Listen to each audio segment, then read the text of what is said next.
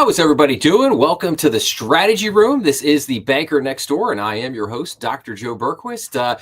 Today, I decided to do the live stream a little bit earlier today. I mean, usually I do this around 8 o'clock on Saturday nights, but I don't know, because it was a holiday weekend, and I wasn't necessarily planning at the beginning of the week to do this live stream today. I figured I'd go a little bit earlier today, maybe give everybody a chance, if you can't watch this live, give everybody a little chance maybe to watch it tonight or watch it tomorrow.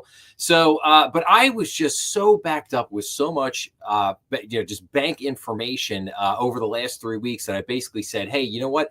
Let me come in and kind of do this I know it is the normal live stream, but in my mind, it's a little bit of a kind of special live stream. It's a little bit of kind of a cleanup live stream, if you will, just trying to get a lot of information out there. So what I want to do is I'm going to kind of start off here for the first half hour or so, and I'm going to kind of go rapid fire through about 20, 25 articles here that I've been kind of saving up over the last couple of weeks. And I just want to get, an idea as to what's going on in the banking industry right now. I mean, obviously we've had the big election.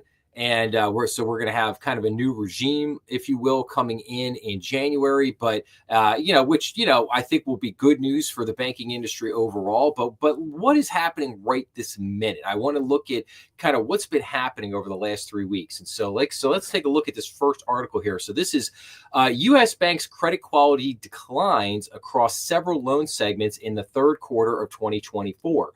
So U.S. banks' credit quality deterioration dragged into the third quarter, with net charge-off rates and non-performing loan ratios increasing across several loan segments. Commercial and industrial (C&I) net charge-off (NCO) rate increased to 0.56%, a rise of 8 and 17 basis points on a quarter-over-quarter and year-over-year basis, respectively. So, what does that basically mean in English? So, what that means in English? So, C&I loans are basically like lines of credits, term loans, equipment loans. Think of it like that. Basically, anything that technically is non-real estate. So that's how you can think of real estate. Now, the charge-off rate increased to 0.56%. So how do we interpret that? Well, if the industry standard basically is probably 1%, and 1% has been a little high for the last couple of years, I would say. So I would say most, banks are probably under 1%. If you're at 0.5%, you're really not doing that bad. You probably, in all likelihood, you probably just had a couple of larger loans go bad, if that's where you're sitting at right now. But mostly your credit quality is probably pretty solid. So, but what you're looking at here is the trend. The trend here is what is really interesting. So, and then it goes on to say basically at 0.12%, the NCO rate in the farm loan segment, basically ag lending, was at a multi-year high, rising 11 basis points quarter over quarter and 12 basis points year over year. Auto loans posted the highest sequential increase and rose 18 basis points compared with both the previous quarter and the year to 1.17%. The credit cards, which we're going to get into a little bit further in the next two articles here in a second, the credit card NCO rate was 4.48%, actually down 34 basis points quarter over quarter, but up a whopping 91 basis points compared with the third quarter in 2023. The same rate in other consumer loan segment rose 1 basis point sequentially and 8 basis points year over year. So now we have our handy chart here. Now you could see here, I mean, farm, that's a big spike. That's a big spike right there, going second quarter to third quarter. Ag lending, not looking so great. Now let's look at C&I overall. So C&I has really been trending up here since the fourth quarter of 2022. I mean, you could see just a steady kind of increase, and then it came down a little bit first quarter of 24 of this year, and then look at that, just right on up here. So that is not a good trend overall in C&I lending over the last 2 years. I mean, you can really see that, increasing pretty substantially. Multifamily lending, very interesting, kind of had a spike here at the fourth quarter of last year, but then came back down. But then has trended back up here, getting back up to that 1% level. And then let's take a look at 1 to 4. 1 to 4 family kind of spiked up in the fourth quarter of last year. It has been kind of creeping down a little bit there, but overall, not really too bad.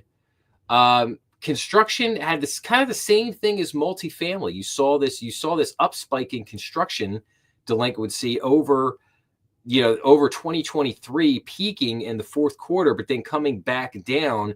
And I really think that's when banks really started to kind of tighten, really tighten up the underwriting, if you will, on the construction loans. I think banks through 2023 saw this elevated delinquency on ongoing construction loans and basically said, hold on, we gotta tighten this up a little bit. And so they were able to bring this delinquency rate back down, but now it's starting to head back up a little bit. Now let's look at the two biggies here: credit card and auto loans. So I mean, credit card delinquency is just really, really big. I mean, you're looking at 4.482% credit card delinquency. That's a big number. That's a lot. That's a lot of delinquency. And then we look at auto, and again, auto is over 1%. That's at 1.168. And we kind of back in the fourth quarter of 2022, about 2 years ago, we were at 1.136, and then it kind of tamed down a little bit, but then it spiked back up in the fourth quarter last year, and then started to come down a little bit, and it's spiking back up again. So, and I always say, like, why do you have to pay attention to this? Well, you have to pay attention to this because of the way the dominoes fall, so to speak. Like, in other words, you have the way the delinquency goes is it always starts with credit cards, and then it goes to auto loans, and then it goes to student loan debt, and then finally it goes to residential. It goes to the 1 to 4 family. And you can see here that the 1 to 4 family, the delinquency rate is even though this trend looks like it's going up, I mean, it's 0.000, negative 0.04, negative 0.08, negative 0.010. So it's really not, the delinquency there is really not that bad, despite the way this kind of graph looks. The much more concerning thing is the farm ag lending. Like I said, C&I lending trend not good. Construction is up to a little bit, but not terrible. But I mean, obviously the credit card and the auto loan. And like I said, it goes, again, it goes credit card, auto, student loan, and then finally the 1 to 4 family. Now, why would that be? Well, if you're looking at your bills and you have to pay something, the first thing you're going to do is you're going to keep a roof over your head. You're going to keep food on the table. Student loan debt, maybe you can work some kind of forbearance agreement or something there on that kind of thing, and kind of push that off to the side if you absolutely had to. They're usually pretty good at working people with things like that. Auto loans. Well, obviously you need your car, need your vehicle to get to and from work. Go food shopping, all that kind of stuff. So that's good. So the first thing you're going to default on is your credit card, and then the next thing, like I said, is the auto, and then the next thing is student loan, and then the next thing is multifamily. So again here, and I've been talking about this, for the last year, but kind of the cracks in the consumers, and then just all the things in total, the declining savings rate, the increase in credit card debt, 1.5 trillion in credit card debt, the rise of the buy now pay later, $400 billion of buy now pay later out there, and so when you look at all these factors together, what you get a picture of is a consumer that's just basically just worn out. And then they have, and then we get it down here into like non-performing loan ratios, farm there, but again, C&I. So this is charge off versus non-performing loans. So in other words, you have to be a non-performing loan before you get to the charge off stage. So, but you can see, but they share kind of similar trends. Like you can see C&I going in the same path, multifamily, non-performing. I mean, look at that, really, really going up there. That's not a good pattern. Again, 1 to 4 family. All right. Construction, again, ticket up much higher. Credit cards, again, way higher. Auto loans, again, high. And then other consumer going up. So, I mean, everything is, so right now, the big takeaway is that basically everything is trending in the wrong direction. So, okay. let's go on here. Let's take a look at credit cards. So average delinquency rate climbs for 6 major card issuers for the 4th straight month.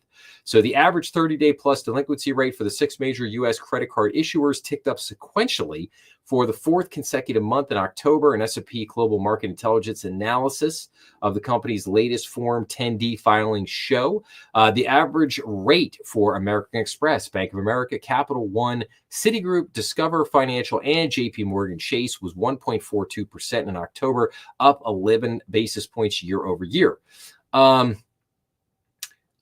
And then we see here on this chart here, credit card master trust 30-day plus delinquency rates. You can see there, Capital One with the highest, coming in with the Discover Financial, kind of right there, right behind them. And then we've got Bank of America and looks like Citigroup. And then towards the bottom here, we have JP Morgan Chase and looks like American Express. So just kind of interesting there, but obviously, pretty high delinquency rates though. I mean, anything, like I said, if your industry standard is 1% and you're now up at 1.5, 1.74, 2.02, I mean, you're getting high there. And then this goes on to say pockets of pressure, pockets of pressure. Only JP Morgan recorded a decline in 30-plus day delinquency rate on a year-over-year basis in October. Discover Financial logged the biggest increase at 27 basis points, with Capital One next at 17 basis points. American Express recorded the smallest increase at 6 basis points. So I'd say consumers on the whole are in good shape compared to most historical benchmarks, but I do think there are pockets of pressure that will persist until we fully work through this cycle, essentially of inflation and elevated interest rates. Capital One founder and president and CEO Richard Fairbanks said during an earnings call in October. Yes, I don't share Richard's enthusiasm, and I see this as much worse than pockets of pressure, if you will. So, okay, and then card delinquencies up, charge-offs down as consumer finances remain solid. Credit card credit, their finances remain solid. That's what these numbers show us, that they're solid. Credit card delinquencies at U.S. banks moved higher in the third quarter as net charge-offs declined. An executive said consumer credit remains healthy. The percentage of credit card loans at least 30 days overdue issue increased 21 basis points sequentially to 3.36% across U.S. banks, reversing a sequential decline in the second quarter. Meanwhile, the net charge-offs NCO rate fell 34 basis points to 4.48% in its first decline since the fourth quarter of 2021. NCOs are debts that banks write off as uncollectible, less recoveries of previously charged-off balances, which generally trail delinquencies. Year-over-year increases in delinquency and NCO rates have been subsiding for at least 3 consecutive quarters, and executives said there has been little change in the consumer credit outlook. Everybody says, well, it's normalizing to 2019. Again, yeah, I don't really see that either. I mean, look at this credit card delinquency trends at U.S. banks. Here's where we were at 21. Does that really look like it's normalizing to 2019? Is that what that shows us? Because that looks like it's increasing rather rapidly, actually. NCOs on credit card loans at U.S. banks, again, does that look like it's subsiding substantially, or does that look like it's going the wrong way? Decline in delinquency formation. The Federal Reserve Bank of New York survey of household debt and credit found that the rate of delinquency formation for credit cards fell 26 basis points sequentially to 8.79% in the third quarter, the first decline since the fourth quarter of 2021. The result shows the credit positive benefits of lower inflation as well as 2 years of lending tightening underwriting standards. Analysts at Moody's said in November 14th note that they projected that new delinquencies would be about flat for the next several quarters at about 9%, compared with approximately 7% before the pandemic. So year-over-year credit card loan trends at U.S. banks. So that means banks have been kind of pulling in the reins there and issuing new credit cards. All right. So basically, I'm not really buying the narrative right now that basically everything is hunky-dory out there and that things are stabilizing and that the consumer's good. Like I'm not really buying into all that. So we will continue to keep an eye on it. But I wanted to just give everybody a sense for, what are the delinquency trends right now? What are we seeing right now amongst all these different loan categories? And so now we'll just get into kind of some other banking data, other banking news, if you will. So U.S. bank balances show signs of strengthening in the third quarter of 2024. So U.S. banks' balance sheets grew more flexible and formidable in the third quarter. In addition to a sharp increase in tangible common equity and slower loan growth, the industry relied less on wholesale funding and hoarded more cash and equivalents, S&P Global Market Intelligence data shows. Banks took a more cautious approach to balance sheet management in the third quarter. Aggregate quarterly loan growth was 0.6%, down from 1% in the second quarter. The data shows median loan growth was 1.1%, down 56 basis points from the second quarter and representing the second slowest rate in the past 2 years. Loan categories that experienced decrease on an aggregate basis include commercial and industrial to U.S. addresses, as well as construction and land development. On the other hand, loans increased in the 1 to 4 family, credit card, and commercial real estate sectors. Most banks were bolstering their cash and equivalence positions as the industry waits for a more opportune time to aggressively add loans. The aggregate quarterly change in cash and cash equivalents was $75 billion, or 2.2%, while the median change was 5.4%. So balance sheets, at least as they're saying at the moment, are all right, but I think there are still some headwinds here. So as we see right here, jump in interest rates sets bank bond portfolios back after third quarter gains. So a rebound in interest rates looks to take a big bite out of gains in the value of bond portfolios banks posted in the third quarter. AOCI, which captures changes in the value of banks available for sale securities, improved 19.8% sequentially across the 15 largest banks to an aggregate deficit of $109.66 billion as of September 30th. Average treasury rates across 2-year to 7-year maturities, which encompass much of banks' bond holdings, fell 85 basis points during the third quarter, but bounced back 71 basis points in the fourth quarter through November 12th. Bond prices move inversely with rates. Interesting.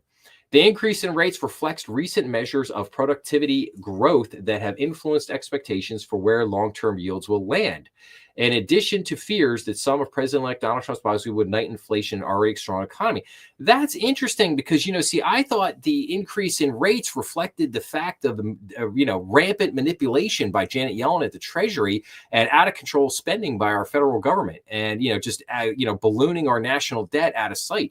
That's what I kind of reflected on that. And this kind of idea that somehow tariffs are going to spike inflation. That's kind of a joke, actually. That's not going to happen.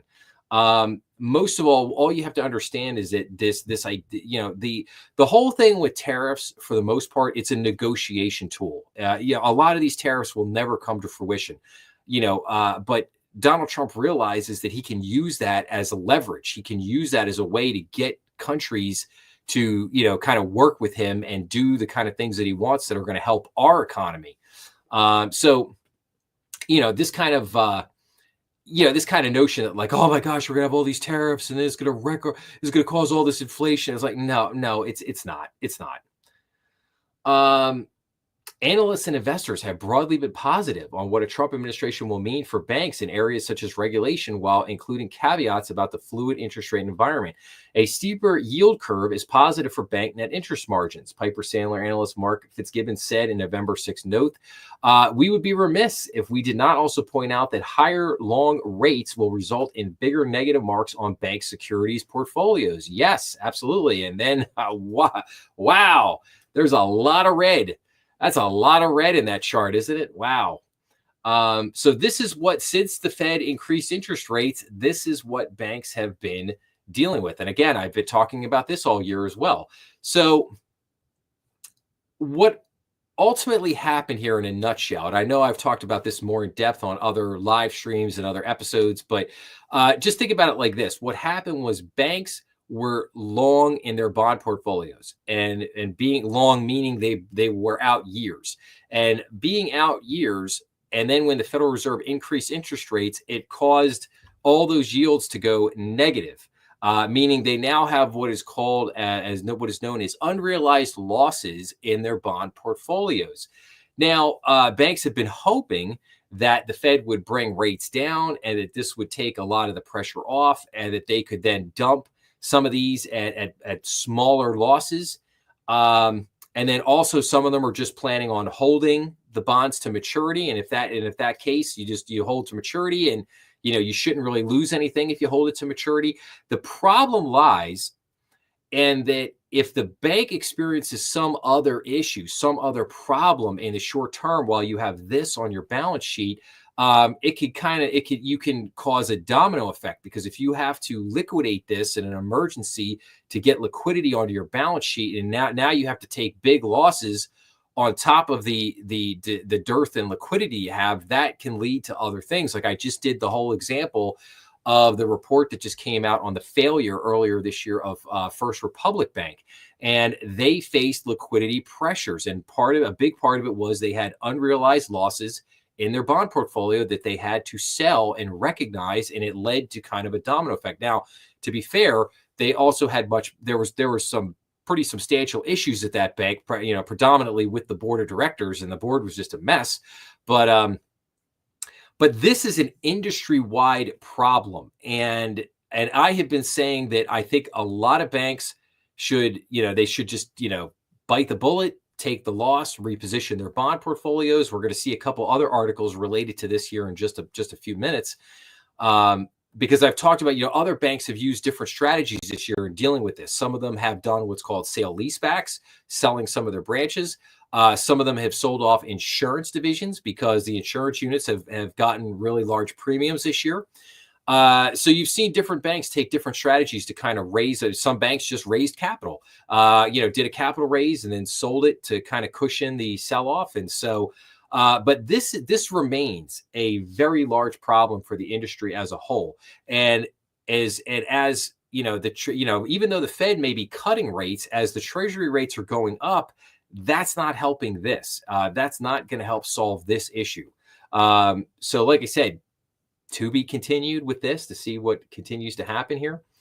U.S. bankruptcies on track for a 14-year high after 60 filings in October. So U.S. bankruptcies in 2024 could reach the highest level in over a decade after filings in October continued to trend at an elevated monthly pace. There were 60 bankruptcy filings by public and certain private companies in October, according to the latest data from S&P Global. This follows a similar number of filings over the previous 2 months, with 59 in September and 63 in August.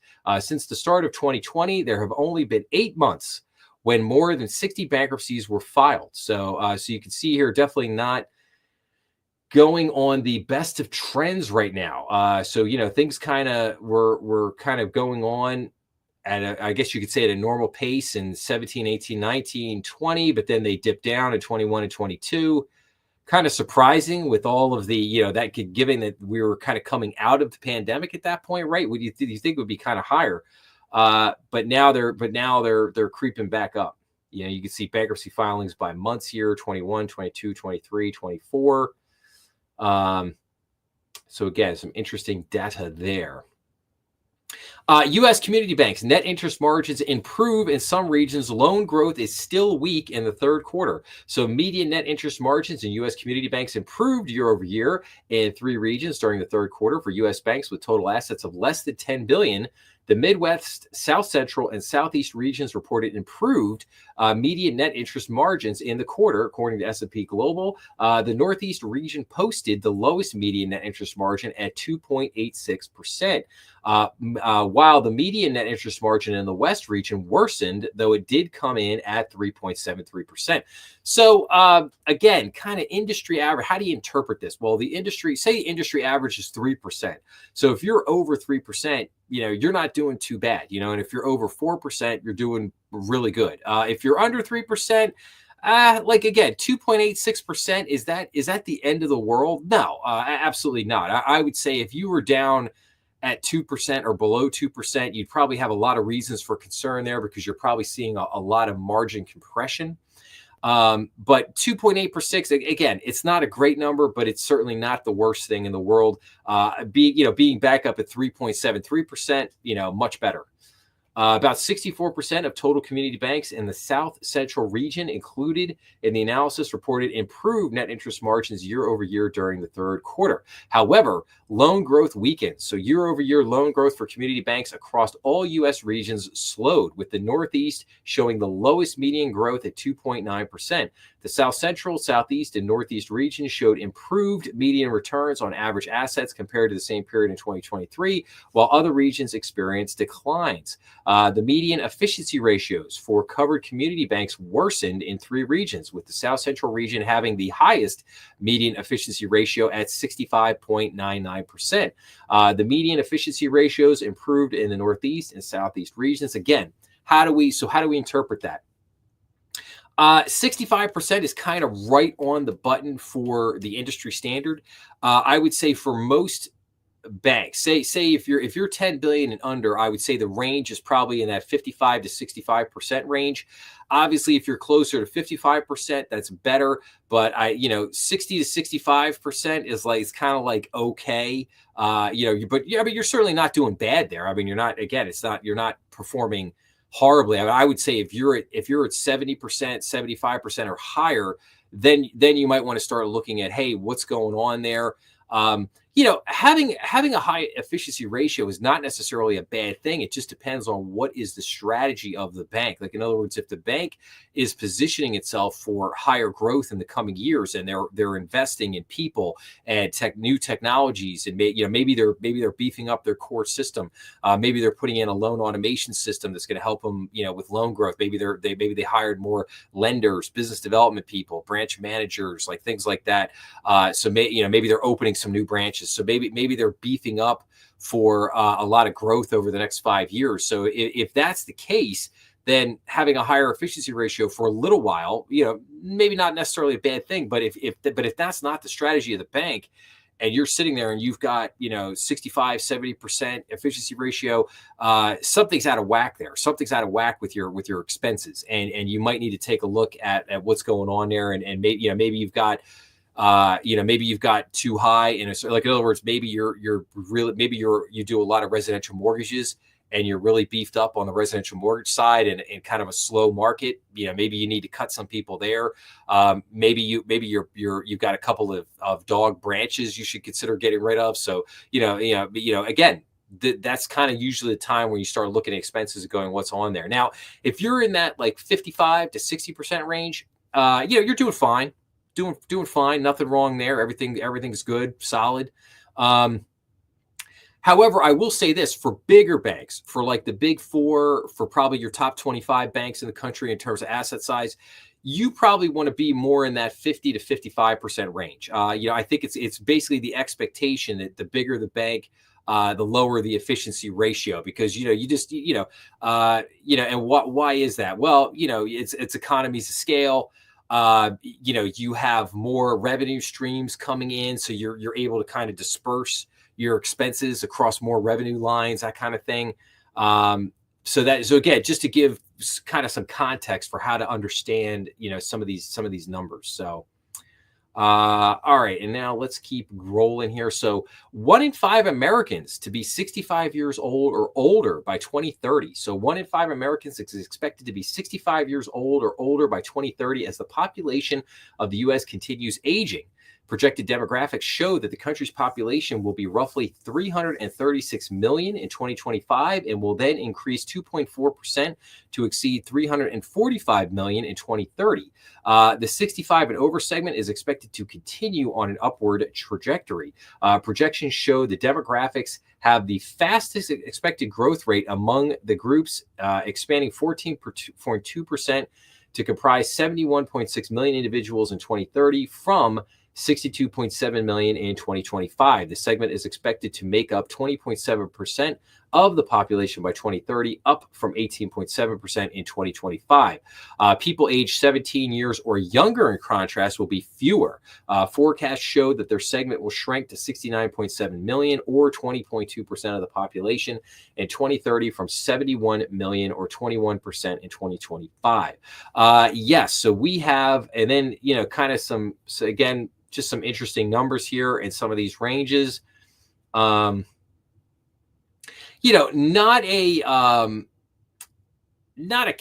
catastrophic situation by any stretch of the imagination, but our birth rate has declined rapidly, and it is something that we dramatically need to address. We need to get we need to get more young people forming families, having kids, and having a good number of kids, like not just having one or two, but maybe even having three or four.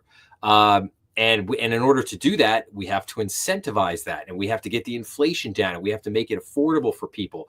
Here's a thought. How about we get it back to a point where people can afford to have a family on one salary? That might be a good thing, right? Okay, and I'm not going to get into all this information here because I want to keep rolling here. Berkshire cuts holdings in Bank of America. So Warren Buffett at Berkshire Hathaway, he just continues to cut away at that Bank of America stock. It continues to increase his massive war chest. If we go down here, Berkshire Hathaway's largest holdings were in Apple, American Express. Bank of America was still his third largest, but he's dramatically cut that. He's also dramatically cut Apple as he increases his massive war chest. I think he's got what, 300, if it says here. That does not, but he's got over $300 billion in cash, 350 billion in cash. It's incredible. U.S. bank reserves grow for the 10th straight quarter. Shares of gross loans are steady. Reserves at U.S. banks rose for the 10th straight quarter in the 3 months ended September 30th, while the industry's ratios of reserves were steady for the third straight quarter. Total reserves rose to 222.68 billion from 220 billion in the previous quarter, at an approximately 2.14 billion increase. According to S&P Global, this was the largest increase since total reserves grew 4.9 billion in the fourth quarter of 2023. Reserves as a percentage of gross loans were the same as in the previous two quarters at 1.76%, just 4 basis points up from the year ago quarter. So you can see there that basically total reserves at banks, in the kind of bluish green chart, we have the total reserves, and in the orange line, reserves for gross loans. You can see then that just basically continues to increase as the delinquencies continue to increase. Okay, October U.S. retail sales beat expectations, 3 new bankruptcies. So U.S. consumers spent more at retailers in October than economists expected, signaling a positive start to the crucial year-end shopping period. Maybe. Total retail and food services sales rose 0.4% month over month in October, according to the U.S. Census Bureau data. Consensus estimates compiled by Econoday showed an expectation of a 0.3% increase.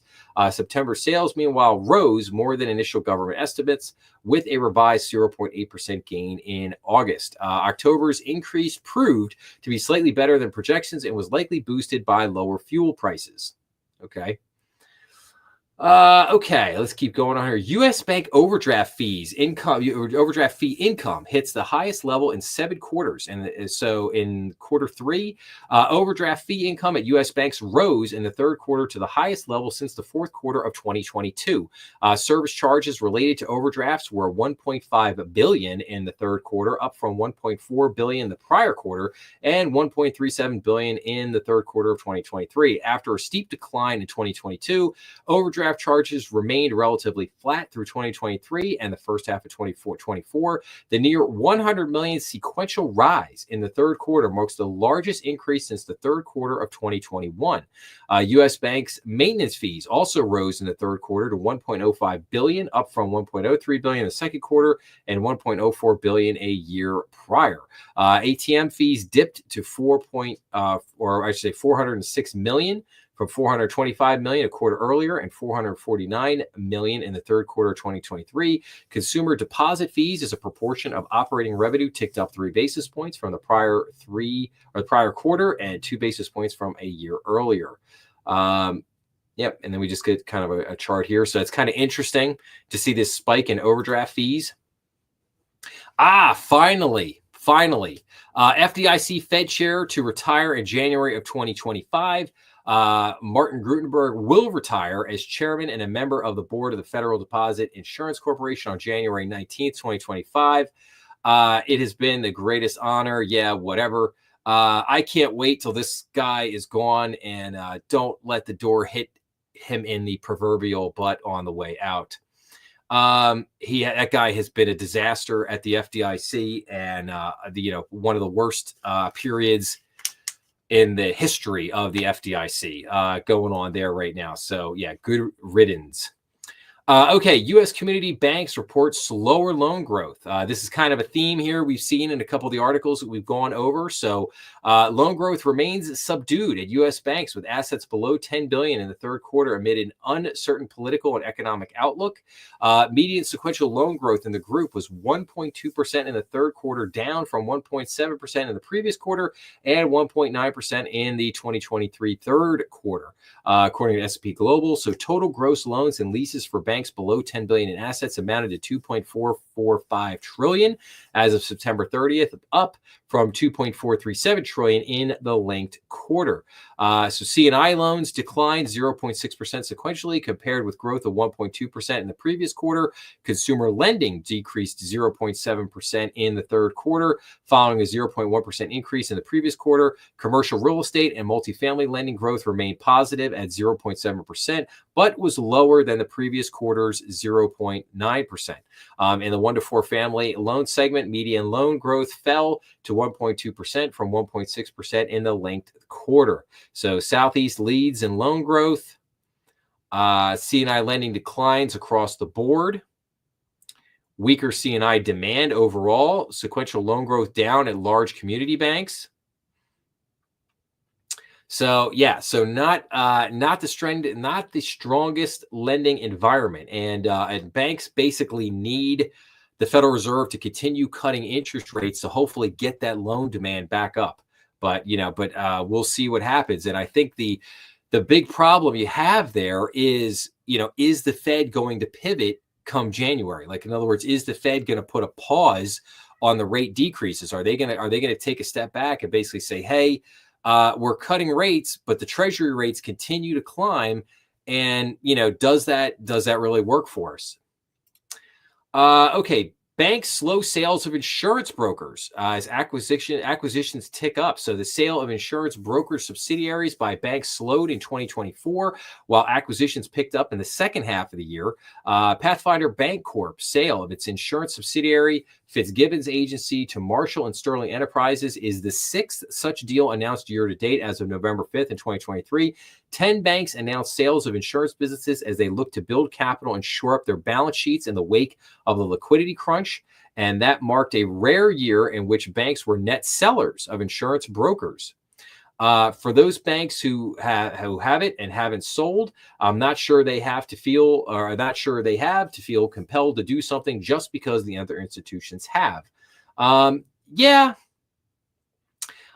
would say that is probably true, but I think it's just interesting to note here that, like I said before, when we were talking about the unrealized losses in banks' bond portfolios, one of the strategies that banks have used to kind of cover those, if they did want to take, like I said, if they did want to bite the bullet, make the sale, take the loss so they could reposition their bond portfolio. One of the ways they offset those losses was by selling the insurance brokerage unit, because they were garnering such high premiums, which was great. So they sold that off, plug the hole, if you will, from the loss in the bond portfolio.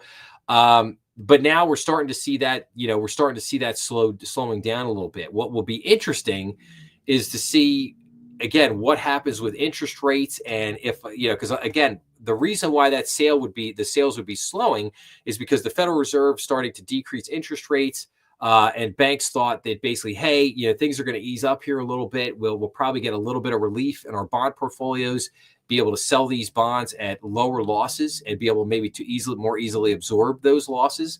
But that's not quite playing out as of the moment as we were hoping for. So okay.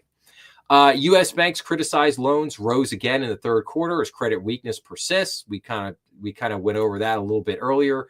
CFPB finalizes rule to supervise digital payment app companies. So the Consumer Financial Protection Bureau will supervise large non-bank companies offering apps for digital fund transfers and payment wallets under a new rule finalized by the agency. So companies are subject to the rule if they handle more than 50 million transactions annually, according to the Bureau.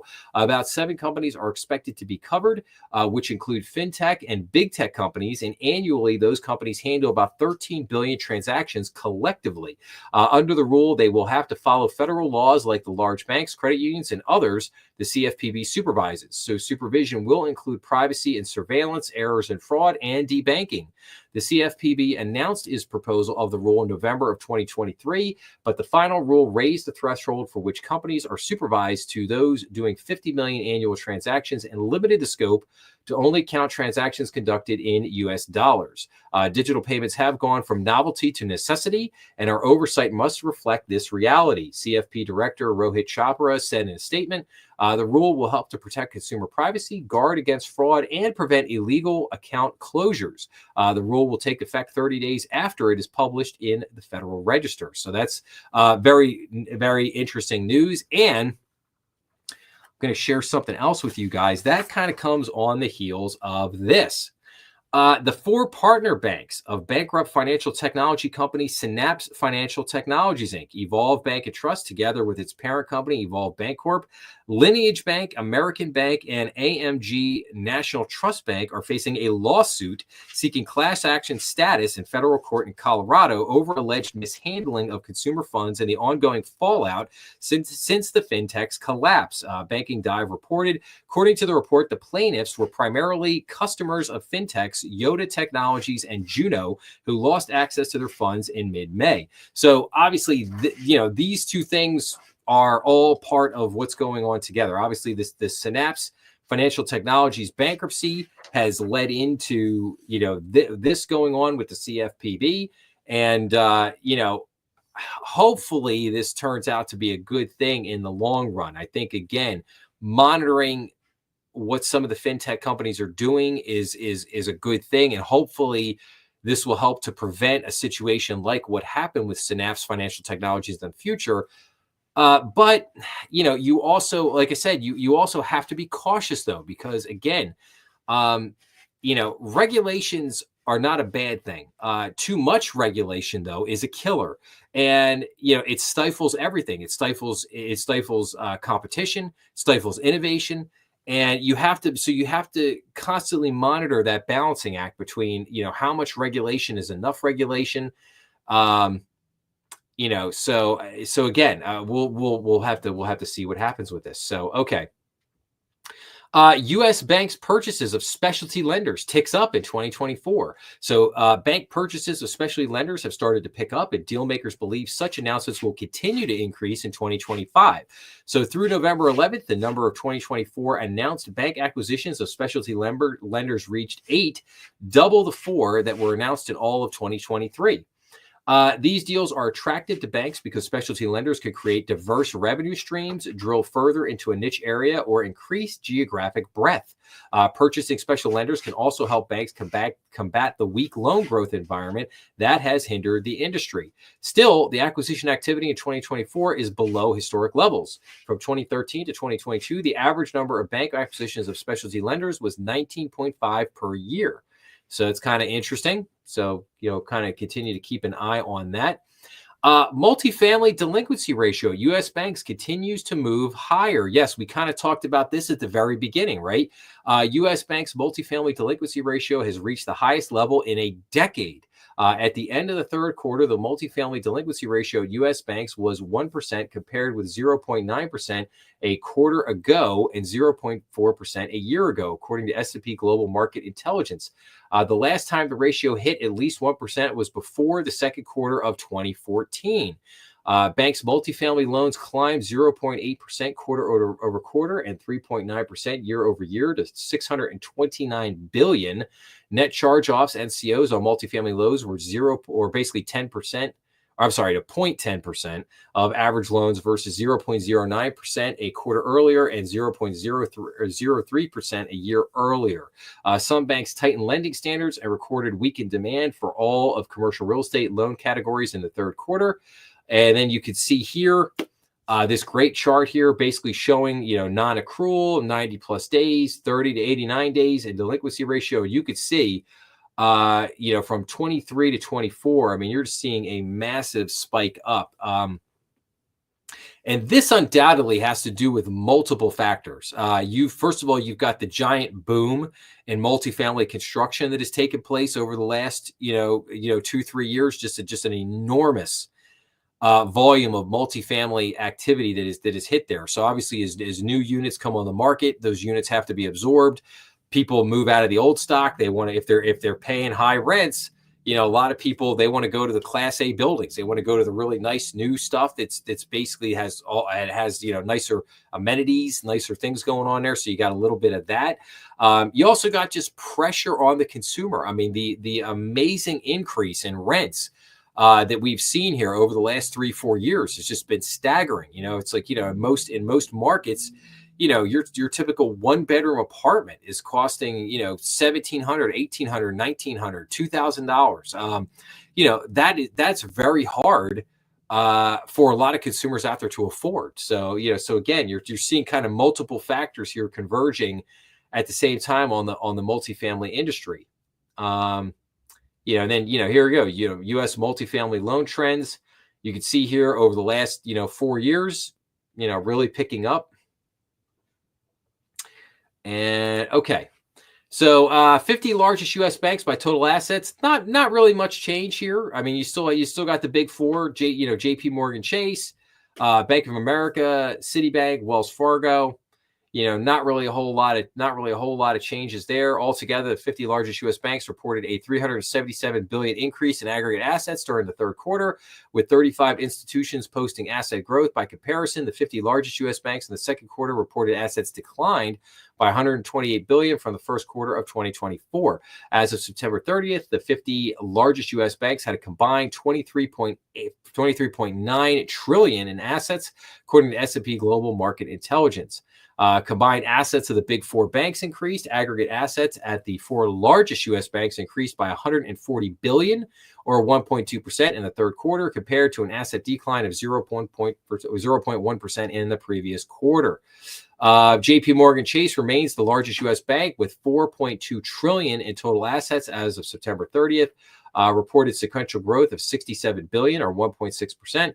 Bank of America and Citigroup reported asset growth of 2% and 1% from the previous quarter, respectively, while Wells Fargo and Company's assets fell by $17.95 billion, or 0.9%. Remember, Wells Fargo is under an asset cap, which they're hoping to have removed. So that does impact the way that their assets grow or decline, because they have to stay within that asset cap range they have. So U.S. banks taking advantage of higher valuations by raising capital.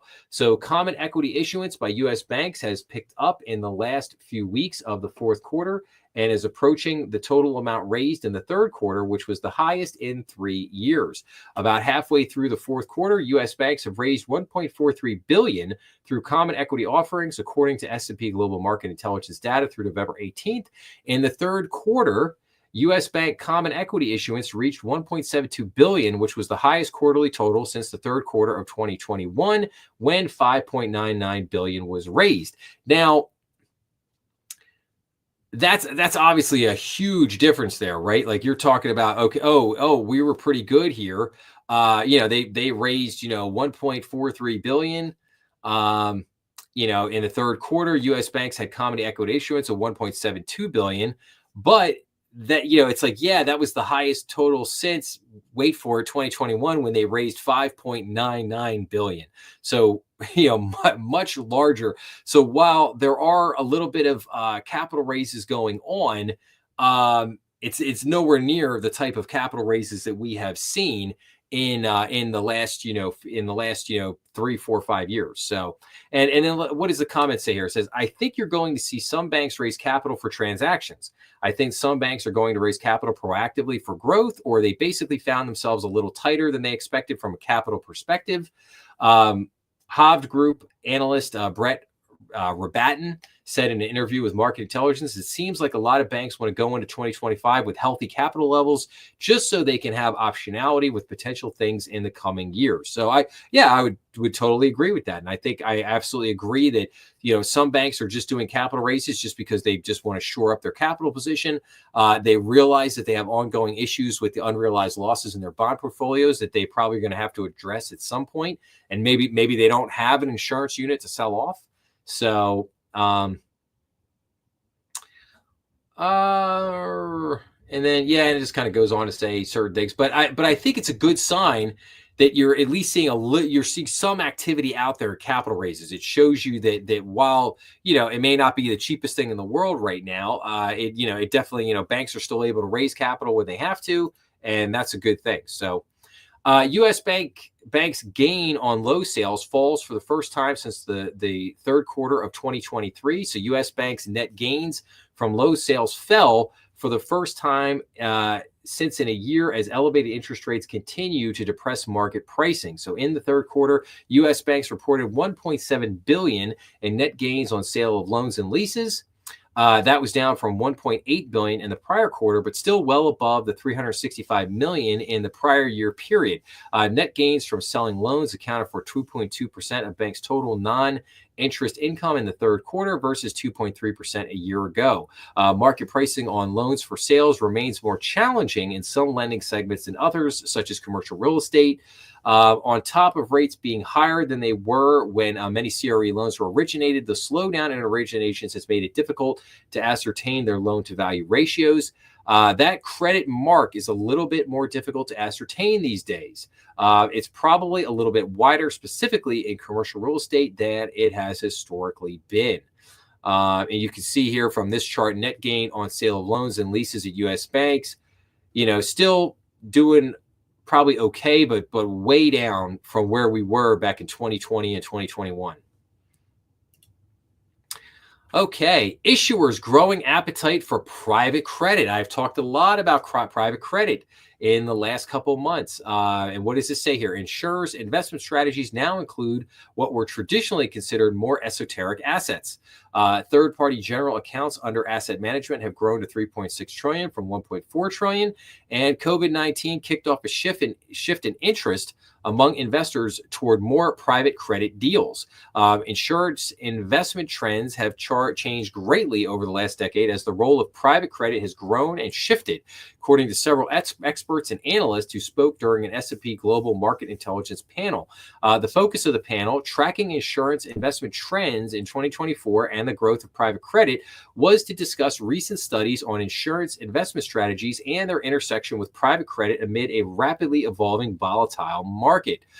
Interest rates have helped to shift insurance. So in the last 10 years, insurers' investment portfolios have undergone a transformation, with the composition of insurance companies' balance sheets looking very different. Today, it's just really a sea change in how the business is operated. And so we've had this transition to what are commonly called capital light business models. With that, and perhaps one of the key catalysts for that, was the low for longer interest rate environment that we are in the process of emerging from here over the last couple of years. As interest rates have risen, the insurance industry has seen a significant increase in reliance in what are traditionally considered esoteric assets, and the role of reinsurance has grown in turn. How risky these private credit investments may or may not be in a hot issue for regulators at the National Association of Insurance Commissioners, but remains a complicated one. This business has really changed in a considerable way, and I think the changes are certainly, at this point, permanent. I don't know about that. I mean, saying that the changes at this point are permanent. I don't know. I don't know if I agree with that assessment. But again, I continue to kind of sound the alarm about the growth in private credit. But the growth in private credit to me is a big issue. And I really struggle with that one, because I think that private credit is going to turn into a bubble. And then the question is that credit bubble going to burst? And if that credit bubble bursts, then, what happens to a lot of stuff? So, Okay, then 8 U.S. bank deals in 2024 exceeded 500 million, doubling the total from 2022 and 2023. So 500 million plus U.S. bank deals have been announced in 2024, which is double the combined total from 2022 and 23, which each recorded 2 deals of that size. So while the number of large bank deals has increased, the 2024 total number remains far below the level reached in 2021, which had 23 deals that topped 500 million. The 2024 total is also tracking behind the pre-pandemic years of 2017 through 2019, each of which had at least 12 U.S. bank deals valued at 500 million or more. Okay. All right, and then this is kind of a post here, but I want to take a breath for a second here. I want to pop out of that for a second here. All right, so first what I want to do is I want to take a sip of water here for a second.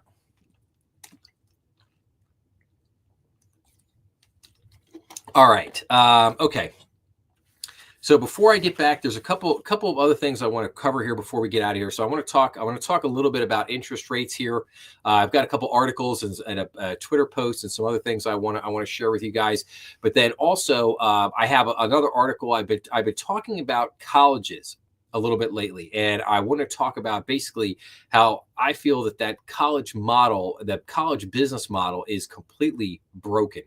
And we're going to talk about that more in a minute here. But first, I just wanted to go over some of the episodes that I had posted up earlier this week. So on Monday, I had a great interview with Jason Lang from Chatham Financial.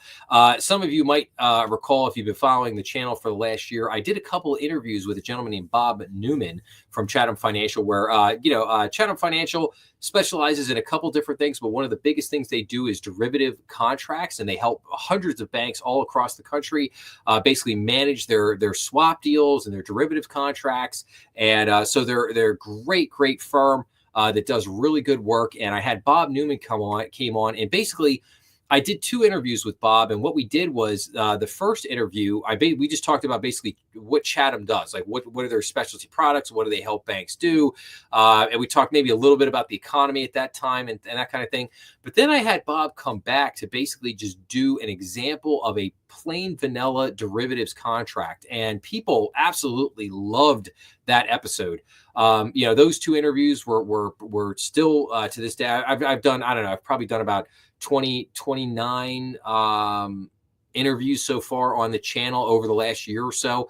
And those 2 interviews are still my highest viewed interviews. I mean, people just, walking through that example of a derivatives contract, people just absolutely love that. So, but unfortunately for us, Bob basically retired, and now Bob, I hope Bob is listening to this somewhere out there. Bob's fishing and kicking it back and living the good life, and good for him. He earned it. He put in his many years of work and did such a great job over all that time, and so he deserves his just rewards of a great retirement. So we wish Bob nothing but the best. But with that happening, basically, Jason kind of stepped into his role at Chatham Financial, and Jason was kind enough to come on and basically continue to represent Chatham and continue to play a part here on the podcast. And I'm sure Jason will be back for many interviews. I'm hoping that someday Jason will actually join me on the live stream as we talk about banking and things going on in the banking world. But if you didn't get a chance, Jason and I basically talk a little bit about hedging, a little bit about some of the things that Chatham is working on right now. We get a little bit into the kind of the economy, we kind of run through a couple different scenarios for, if your bank is positioned like this today, if your balance sheet's like this, what should you be thinking about? And we kind of run through a couple different examples. And so again, I thought it was a great interview, and I'm hoping that people will find that just as interesting. So check that out. Then I did a couple short videos on Tuesday. I did episode 275, which is how much is your bank really worth? Just looking at what are some of the different factors that play into the pricing of banks, and kind of a little bit on M&A, like what is the market giving in terms of book value and things like that, deal sales. So it's kind of an interesting episode there. And then on Wednesday, before Thanksgiving, I did episode 276, was Big Picture 2025. And I covered 6 articles on 6 different things like supply chains, commodities, M&A activity, and basically looked at what is the outlook for 2025. What are we seeing for next year? So, and I'll get into a little bit more of that. I'm sure as we approach the end of the year, I'll probably have like kind of an end of the year wrap up, episode where I'll basically look at, what's happening or what happened in this past year, what happened in 2024 in the year of this year of banking, and what potentially is on the horizon. What do I think could happen in 2025? So more on that to come. But those were the 3 episodes I posted up this week. Now next week, I'm basically taking a week off here. I'm basically taking a week off, so there's not going to be any new episodes this week, and I will return the following week. Or I will return next weekend, not the following week. I'll return next weekend. Same usual deal. Saturday night, 8:00, doing the live stream, and then that will be on December 7th. So next weekend, next Saturday night, I'll be back for that, and then that following week, I'll have a whole new week, all new episodes. Coming out all through that week of the 9th through the 13th in December, and we will keep rolling from there through the end of the year. So that's kind of the upcoming schedule there, if you were. So, okay, now I want to get back into. So this was basically a kind of a blog post, if you will. I know it kind of in the format of like an article, but this really came from a blog post called Nashville Notes. This was written by Jeff Davis. He goes into a couple different things here, but he basically says about, hey, 2 years ago, I asked an investment banker with whom I was working on a project about his business. He said he thought the coming year, 2023, would be great for either capital raises or M&A. Neither was the case from an industry perspective, though his business may have been good. Of course, he offered the outlook before Silicon Valley Bank failed in March of 2023, and the rate cycle peaked later in 2023. So around the same time I posed my question, I got a call from a Wall Street professional to help an unnamed client value a large pool of securities and loans in which the holder was under duress. The yield on the 10-year U.S. Treasury the day of the call had recently pushed above 4% from just below 2% at the beginning of the year. Whatever pressure the undisclosed holder faced diminished over the next several weeks as rates pulled back and bond prices rose. I offer these 2 vignettes as a backdrop to the pickup in common equity raises by banks this year to absorb losses and restructure balance sheets. Tomorrow never arrived, or has not yet, where a sufficiently large rally in the bond market would allow banks to unload low coupon bonds acquired when rates were at microscopic levels without materially denting capital. Since the election, Associated Bank Corp, Dime Community Bank shares, and Valley National Bank took advantage of the rally in bank stocks to raise $825 million in common equity, excluding over allotments for assorted purposes, but most notably to restructure the balance sheets and or reduce CRE concentrations. Pre-election issuers for the same purposes included Amerant Bank Corp, Midwest One Financial Group, and Merchants Bank Corp. Also, Key Corp was a winning issuer of sorts, even though its $2.8 billion issuance to the Bank of Nova Scotia looks to be a mirage, or a marriage of convenience, rather.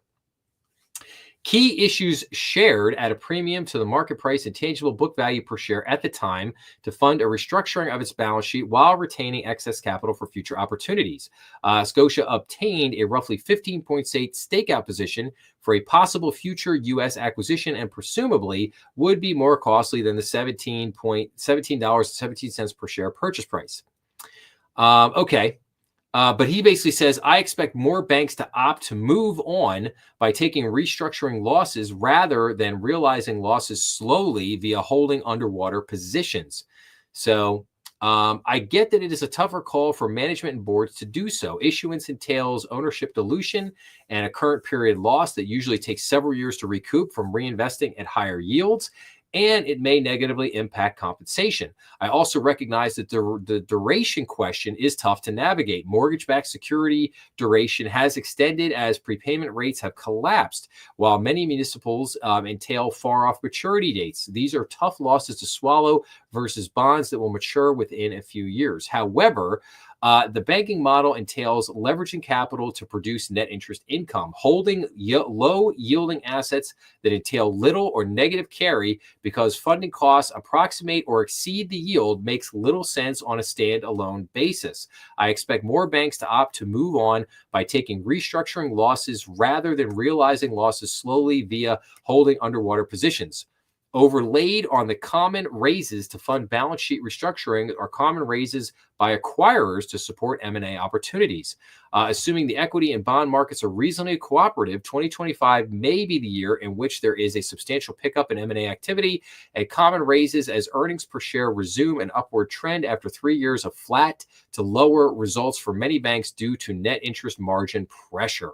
So again, yes, I would agree with all of that. I thought this was a great short post, and I thought it was a great, great take on things to come. Basically,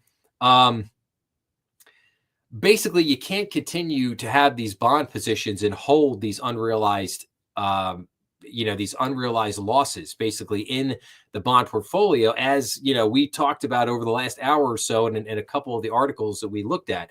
And I think his point here is that basically, like, hey, you're going to have to bite the bullet, go out and raise capital to shore up your position, and then reposition your balance sheet, and then go from there. And then also, there's going to be a number of banks out there that are going to raise capital because they want to take advantage of potential M&A activity in 2025 as well. So again, really great blog post here from Jeff Davis. Thought he had some good things to say. So, okay. Now, let's switch gears here. We're going to talk about inflation for a minute. So the Fed declared victory over, and let me set the stage here for a second here. So we got the PCE numbers this week, and we're going to talk about PCE in just a second, but I just wanted to point this out. This was an article by Jeffrey Tucker. If you don't follow Jeffrey Tucker on X, I highly suggest you go follow him. He's a tremendous economist and has really done great work over the years. I've probably read Mr. Tucker's work for, gosh, at least the last 15 years, if not longer. But in this article, this was from October 4th, and I had this and I saved it because I knew I was going to come back to it at some point here. And basically the gist of this article was, is the Fed going to basically start reducing rates too soon? Have they really defeated inflation? And that was the really thing. And he goes into, I did an episode a couple months ago where I talked about this setup of comparing the 1970s to today.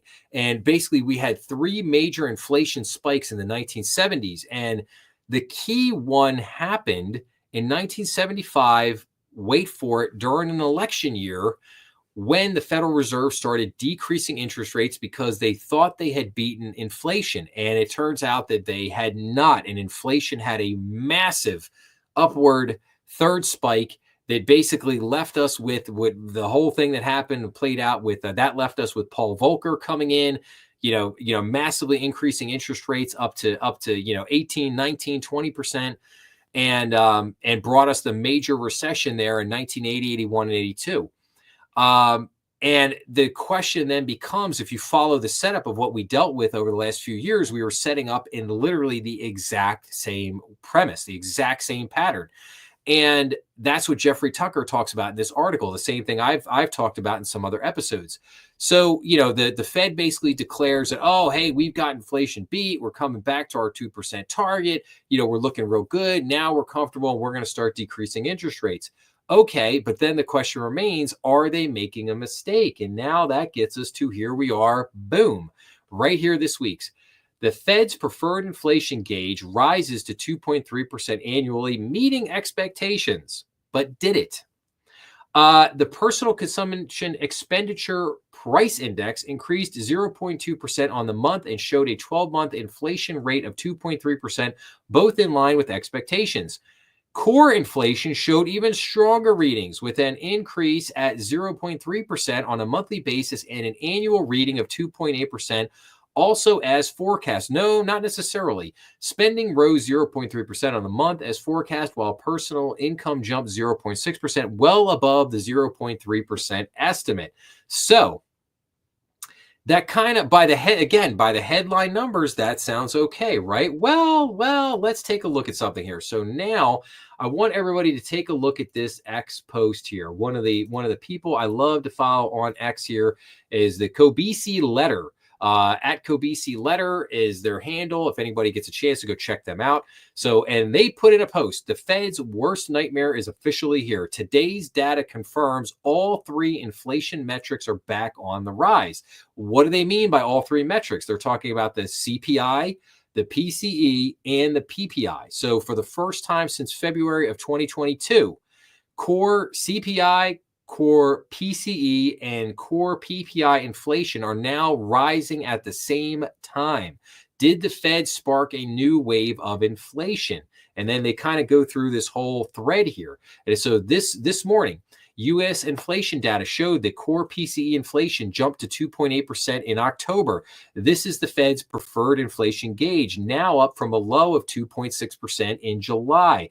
The clear elephant in the room is that inflation has leveled off above the Fed's 2% target. There it is. Let me say it again. The clear elephant in the room is that inflation has leveled off above the Fed's 2% target. And you can see here, core PCE price index year over year.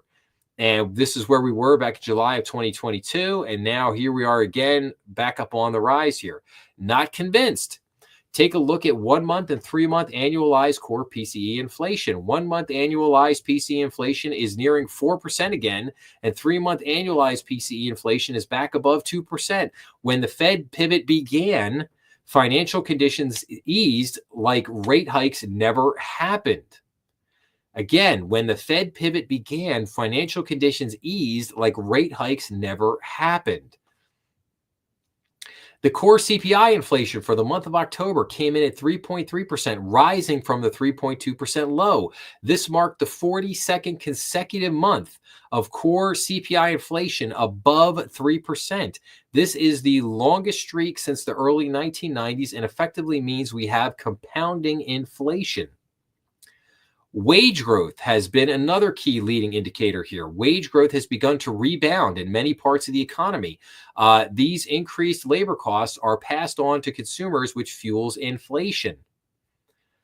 And today, bonds rebounded as markets braced for more uncertainty. On Friday, we posted this bullish alert for our premium members calling for TLT to 93.50. But okay, we'll skip that last part there. And then it goes on to say, still not convinced. Take a look at the annualized core CPI inflation rates. 1 month, again, 3.4%. 3 month annualized, 3.6%. 6 month annualized, 2.6%. 12 month annualized, 3.3%. Headline number. Every duration annualized has clearly leveled off above 2%. And so now, this explains Fed Chairman Powell's recent comments, which completely backtracked on Fed policy. After starting rate cuts with 50 basis point cut for the first time since 2008, the Fed is now worried. Powell said the Fed is now not in a hurry to cut interest rates. It doesn't add up. And it continues to go on here. And here we go. Here's a great thing. So this brings us back to the age-old chart. Are we set for a 1970 style rebound in inflation? So in 1975, inflation peaked near 12% and fell in 1976 toward 4%. This was followed by another rapid increase in inflation towards 15% in 1980.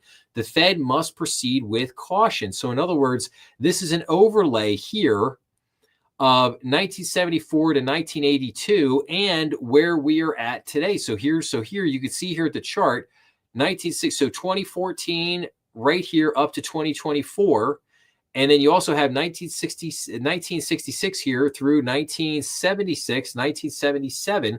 So you can see here, you had the spikes in inflation. So you had the first spike, which was a lower spike, and then you had the higher spike. Now, this spike, this is again, 1975 here. This is where you had the election year. And this is where inflation, started to come down a little bit because the Fed had increased interest rates. And they thought they had what happened? Inflation spiked up here to 12%. And then they increased interest rates, and that brought inflation back down to 4%. And again, they thought they were going in the right direction. They thought they had inflation beat, and they didn't. And they let off the gas pedal, so to speak, too soon. And they started bringing interest rates back down, and that caused this massive inflation, this massive spike up to 15%. And so the question is, are we going down the same road again? And this is my concern. This is what I worry about. And undoubtedly, I believe, if we cannot get our national debt, if we cannot dramatically cut our spending, and if we cannot get our national debt under control, this is exactly where we're heading. We're going to head right back to this. And this is what I fear. This is what keeps me up at night. So, okay, so that's it. So, but the bottom line for right this minute is this. Inflation has settled, but it is well above the 2% target set by the Fed.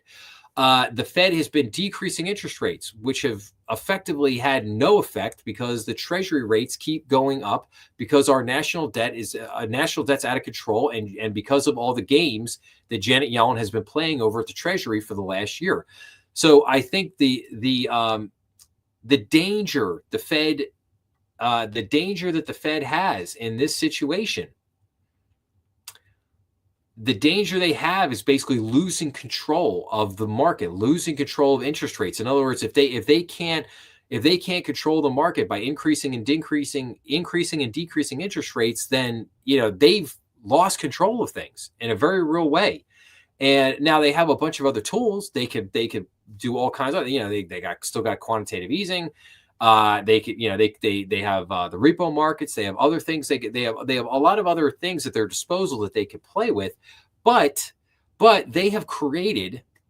And I always go back to the Lords of Easy Money. I always go back. If you haven't seen that series that I did on the Lords of Easy Money, you have to go see that series, because you can't understand how bad the Fed has messed up this economy in the last 15, 16 years without going back and studying what they have done over the last 15, 16 years, And, the news media, particularly the CNBCs, the Bloomberg of the world, they always want to kiss the Fed's butt, and they want to bow down at the altar of the Fed and, pay homage to the Fed, the Fed, and the irony here is that the Fed always creates the problems. They always break whatever it is that broke, and then they come in and they're like, oh, hey, we're gonna reduce the interest rates. We're gonna do quantitative easing. We're gonna do all this stuff. We're gonna bail out all the hedge funds and the banks, and then the media hails them as heroes. They're heroes. They came in. They saved the day. We love the Fed. The Fed came in. Thank you,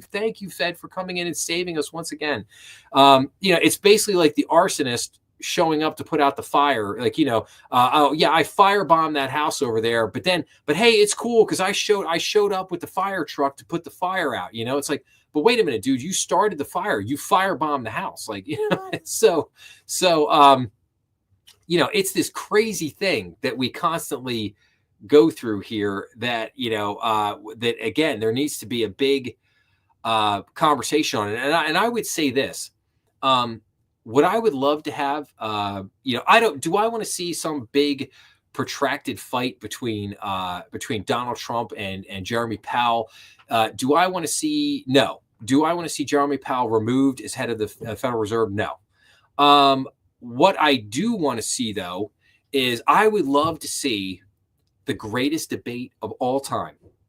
And I would love to see the Fed held accountable for everything that they have done over the last 16 years. I would love to see Ben Bernanke, Janet Yellen, and Jeremy Powell, the three amigos, thick as thieves. I would love to see them brought back right up on Capitol Hill.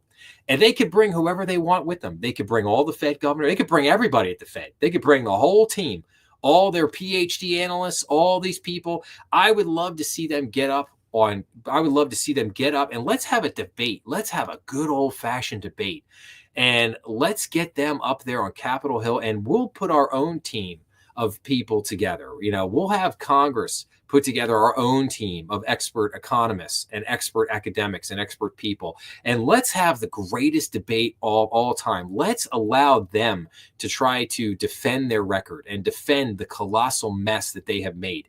Because and they would never do that. They would never do that in a million years, because they don't want the American people to understand the game. And because you would rip the veneer off of the Fed. The veneer would be gone. And then people might start asking questions of, well, do we need dramatic changes at the Fed? Or heaven forbid, they might say, do we need the Fed at all? You got a lot of end the Fed type people out there. But I think that their record is indefensible. But again, let them have at it. Let's do it. Let's have a fair debate. All of these guys from the Fed can show up. We'll get our own team together and we'll have this debate. We will have this debate about what they have done over the last 15 years. And then they can explain to the American people how badly they have wrecked everything. And then we'll go back to CNBC and Bloomberg and Fox Business and basically say, why have you guys been kissing their butt for the last 15 years when this is what they've done? So anyway, all right, I'll get off my soapbox on that. Okay, I got one more thing here for you guys today, and so this is on colleges. So I've been talking a little bit about. I did. I think on the live stream last week, I had the article where I talked about how an amazing number, like 84% of people in the Northeast, kids in the Northeast, are going to colleges in the South. And that has just been absolutely incredible to kind of see that. Now, part of that is financial, part of that is political reasons. But here was an article that I came across. Basically, 99 college campuses closed in the past year. Is yours next? Because of financial struggles and decreasing enrollments, smaller colleges and regional campuses are shutting down. And here you have a couple of examples here. We have Clark's Summit University is unable to offer classes starting in the fall of 2024, which is now. Cabrini University, which is not far from me here in PA, officially closed its doors on June 28th, and the real estate was bought by Villanova University. Also not far from me, downtown Philadelphia, University of the Arts, closed as of Friday, June 7th, 2024. University of the Arts had been there for quite a long time. Birmingham Southern College ends normal operations May 31st, 2024.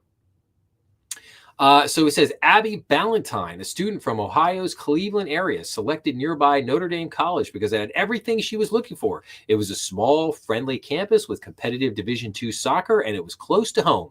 By late fall of 2023, just a few months into her freshman year, she heard rumors the school had financial problems. The official closure announcement was made early into the spring semester, and the college closed its doors in May. Campus advisor and administrators helped students quickly find other schools within a reasonable distance that would honor their financial aid packages and accept academic credits. Ballantyne chose Thiel College in Western Pennsylvania. She's still warming up to her new environment. The soccer team is Division III, a lower level than her prior team, but also an opportunity for more playing time.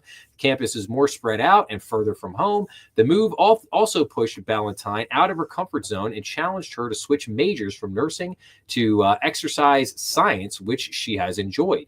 I think it's a good match for me, and I actually like being further away from home so far, Ballantyne told the Epic Times, but it's only been a month, and I kind of still miss everything about Notre Dame. Of the 500, so Burns said 70% of private college students who attended institutions that closed abruptly in the last 5 years received no help in finding a place to continue their academic year. I could say that, I think those students at Cabrini College, by me, I don't think they got a whole lot of help when they closed up. Of the 500,000 students displaced by closures, less than half re-enrolled elsewhere, she said. And the crazy thing about Cabrini, I don't mean to pick on Cabrini, but they got bought by Villanova. A lot of people know who Villanova is. They have pretty prominent, national, school now. They've won a couple, basketball national championships in the last 8-9 years. So that has elevated their profile immensely, and the school has really grown. But they bought Cabrini they bought the campus there at Cabrini College because it's just down the street from them. But basically they straight up told all the students, yeah, nobody's coming here. We don't want you. We don't need you. Go, go find school somewhere else.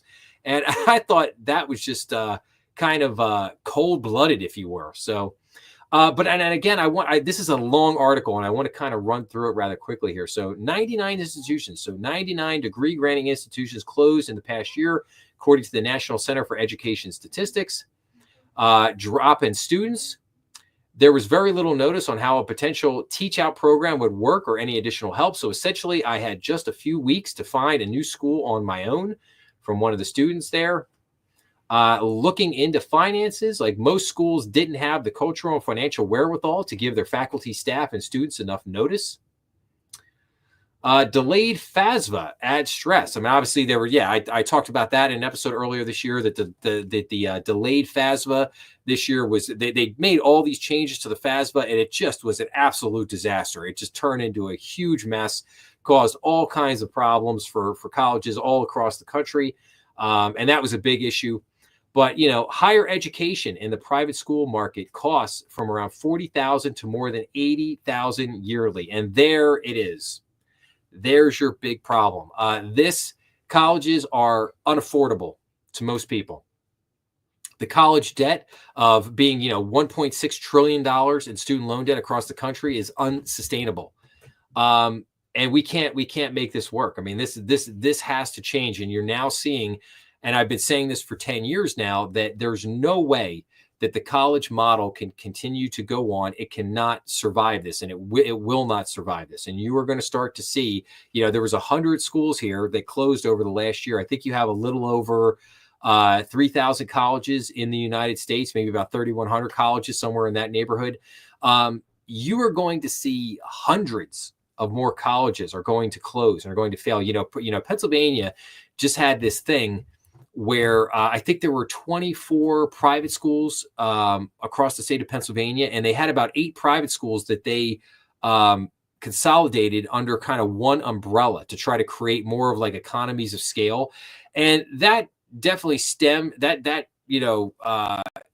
of reduced some of the bleeding, as it were. But that's not an ultimate answer, and we have to see what ultimately happens there and how that works out in the years ahead. But I don't think ultimately it's going to end in a good place.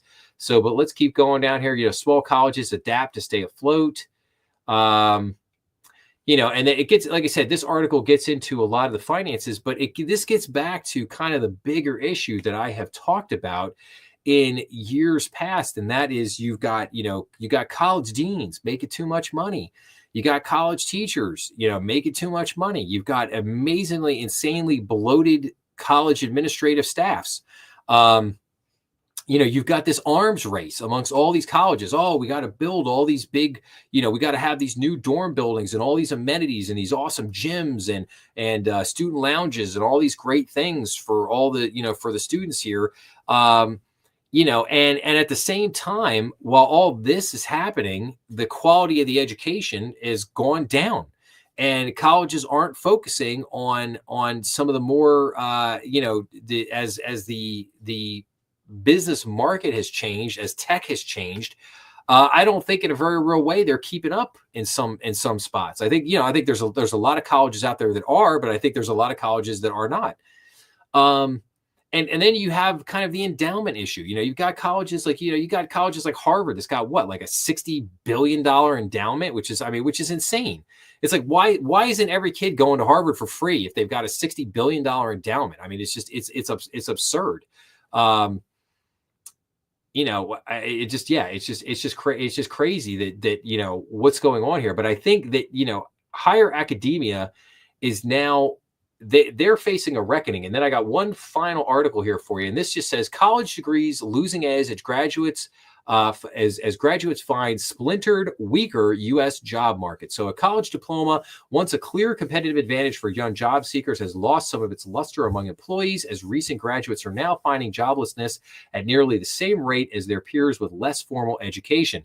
The unemployment rate for U.S. workers aged 22 to 27 with a bachelor's degree or higher climbed above 5.3% in September, the highest level since August of 2021, and a nearly 130 basis point increase over 2 years, according to a recent New York Fed analysis of the government labor data. Workers of the same age without a college degree had an unemployment rate of 6.7% in September, which was relatively unchanged from where it was 2 years ago and marks the second smallest spread in joblessness between these two groups of workers in decades. At its height in June of 2010, the unemployment rate for recent college graduates was 7.1%, compared with 16.2% for younger workers without a degree, a spread nearly 7 times the size of current market conditions. The fading employment advantage for new college graduates highlights the fragility of the diverging domestic jobs market, where hiring remains steady and robust at the lower end of the pay scale, but is now showing clear signs of strain at the higher end. Nearing employment parity between these two groups of young workers also underlines the diminishing value of a college degree, which data shows employers view as less of a necessity for jobs as they are looking to fill. With a rising share of population earning college degrees, even as average preparedness declines, a college degree isn't the signal it used to be, said Julia Pollack, chief economist at ZipRecruiters. Employers are prioritizing skills over credentials, and labor shortages in non-degree fields like trucking and trades are shifting opportunities away from traditional graduate roles. The number of Americans with a bachelor's degree or higher grew to 85 million in 2021 from 47.2 million in 2001, an 80% increase, as the price tag for the average tuition at a private 4-year college more than doubled over that time, according to the U.S. Census Bureau and Education Data Initiative. So, and then you can see right here, rise of the higher educated Americans, 25 years and older with bachelor's degree or more. So you can see here, doctoral degrees, about 4.7%, professional degree, 3.4%, master's degree, 24%, and bachelor's degree, 52.8%. So this is, these numbers have really gone up since 2001. So we have a more educated base of people. But you're starting to see, stress at the top in terms of 6-figure salary jobs. And there's a lot of different factors for that. Now, I've gotten into some of those things before, and I'll get into more of them at a later date. But my whole point in showing these last 2 articles was I just wanted to show how the higher education business model is in serious jeopardy. It's in serious danger. And a lot of this is self-inflicted wounds on themselves, over the last 20, 30 years. And we've gotten to this point now where they're going to have to make major changes. I mean, the cost of going to college has to come down. We cannot charge kids $200,000, $300,000, $400,000 for a 4-year college education. I mean, that is just insane. Even at your best schools. You cannot charge, even to go to Harvard, stuff like that, they cannot charge that much money. It's just insane. It's insane. And it just doesn't work. It does not work for, it's not going to work for the American public at large, and maybe we do need to get back to where we were in the 1920s to the 1960s, where, people went to college for specific reasons. They went to college to learn a trade, or maybe they were just really smart and, and they wanted to go on, or they had ambitions of becoming a doctor or a lawyer or a PhD professor or something like that. Maybe they wanted to be a scientist. But those were, people went to college for very specific reasons. But as we all know, what happening was throughout the 70s, 80s, and 90s, the manufacturing base here in America fell apart. And basically everybody was like, oh, well, hey, you just need to go to college and then you get a better job and this, that, and the other thing. And, we became, tried to create this more, intellectual society with more, kind of high end, intelligent intellectual jobs, more tech-based economy, that kind of thing. And that worked until it hasn't worked. And now that with the ballooning cost of higher education, that doesn't work anymore. And so we have a couple things before us. We either get back to more of a manufacturing base in our economy, and we actually get less people going in for higher education, and basically balance the economy out, or we're gonna go on this dead end path, and we're gonna see a collapse of academia. Those are basically our choices. So, okay, well, that's all I got for everybody today. I really hope that everybody out there had a great Thanksgiving. I hope everybody is enjoying the holiday weekend. Please make sure to check out some of the episodes on the channel, as I think I've been putting up some really good content lately. Please make sure to like, share, and subscribe, as that always helps the channel. Remember, we are on YouTube, Rumble, and all the major podcast platforms. Please make sure to leave your comments down below, and I actually should check the comments. See, didn't have anything out there right now, but like I said, I hope everybody enjoys the next week. I'm going to take a much needed little rest period here. And then, like I said, I will be back with everybody again next Saturday for another BND, another strategy room live stream. Thank you for joining me, and I will see everybody again real soon. Like I said, enjoy the rest of the holiday weekend.